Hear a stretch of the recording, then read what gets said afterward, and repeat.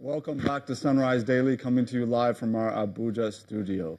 I have with me this morning Mr. Obadiah Mailafia, who is the presidential candidate for the ADC, the African Democratic Congress. You're welcome to the program, sir. Thank you so much indeed. It's a pleasure to be here. So many issues facing the nation today. When you look at what is happening across the country, across sectors, what are your thoughts about kind of your key priorities as you look to potentially win the 2019 presidential election?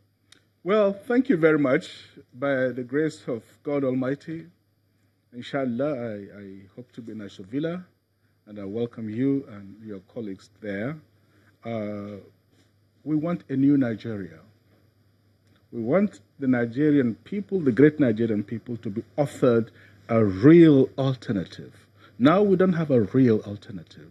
The real alternative requires a paradigm shift in the way we do politics, in terms of our policies and priorities. Right now, Nigerian people don't have a real alternative. They are tired of the old politicians. They are actually, believe me, they are all the same. They may shout and bicker, but they are all connected.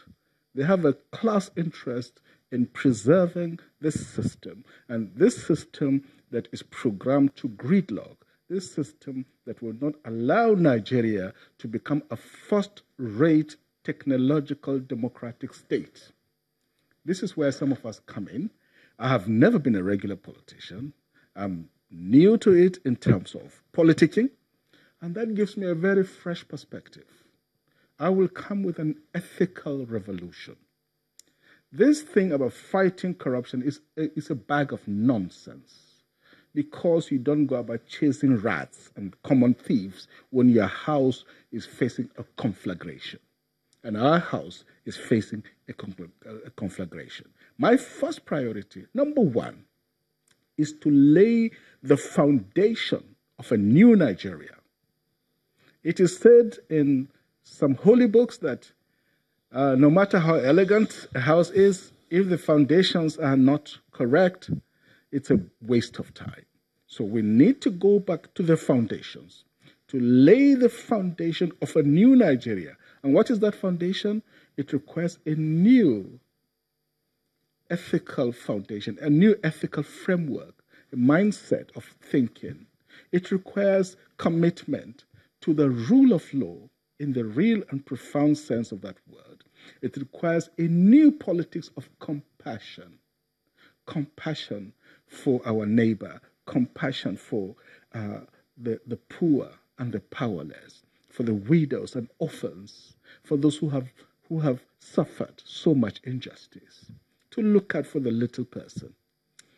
And, to have a vision of a great Nigeria, and to mobilize especially the youth and women, which is the anchor of our campaign, the young people and women. They're the majority, by the way. We believe that when we get them on board, the rest of society will follow. That's number one. Number two, nation building. They're all interlinked. Nation building. Nobody, all of these people talking to you, sir, none of them has ever talked about nation building.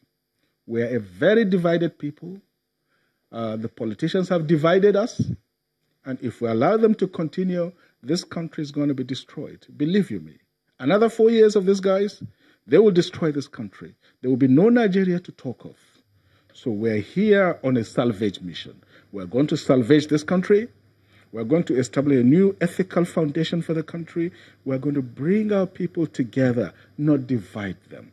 Muslims, Christians, North, South, Yoruba, Igbo, Fulani, Efik, Ibibio, Birom, all the groups, all the nationalities of this country. We're going to bring people together and give a sense of purpose and belonging.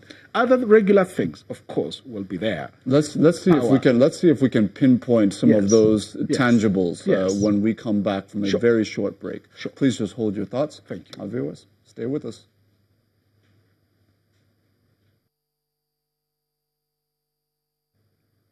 Welcome back to Sunrise Daily, coming to you live from our Abuja studio, where I'm speaking with Mr. Obadiah Mailafia, who is the presidential candidate of the Action Democratic Congress, ADC.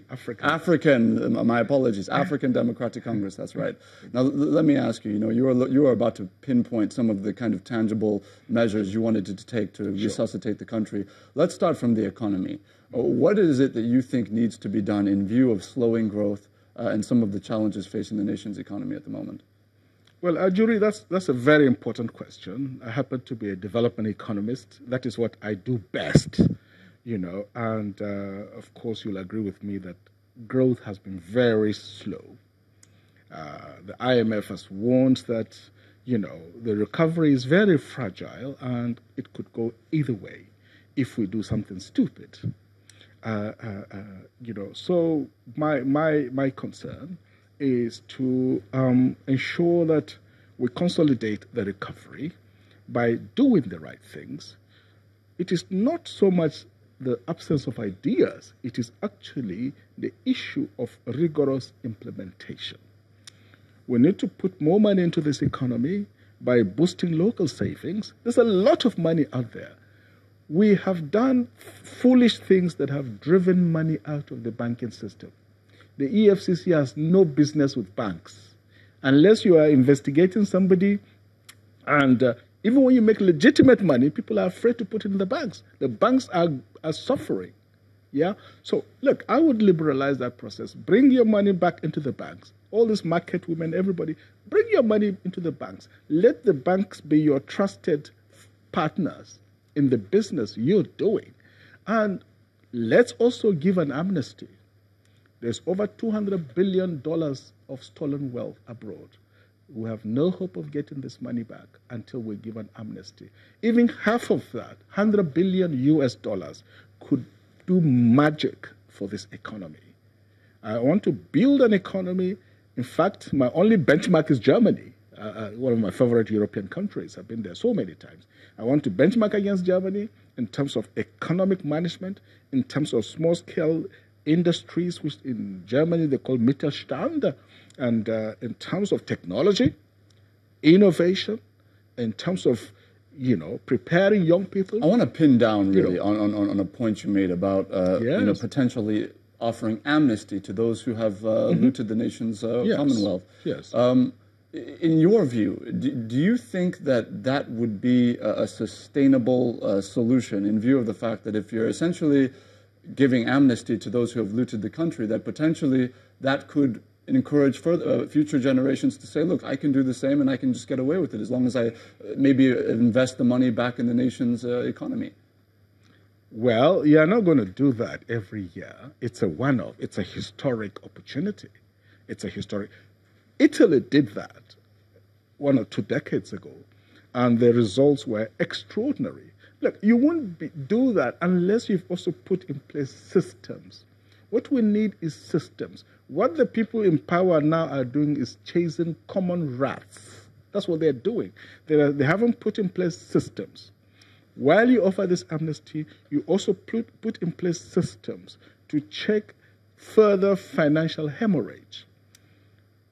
Just one stroke of the pen executive order increase the budget, annual operating budget of the Auditor General's office. It's now 500 million, and it's deliberate, so that they can barely pay salaries, let alone do audits. If you give them 50 billion and say, look, I want your auditors in every ministry, department of an agency of government, from local government up to the federation. They should be there, and their job is to nip every corrupt practice in the bud. You don't have to wait until a governor has left office and no longer has immunity, and then you start chasing him. He has enough money to buy lawyers for 10 years, and so on and so forth. And even the prosecution is very, very selective.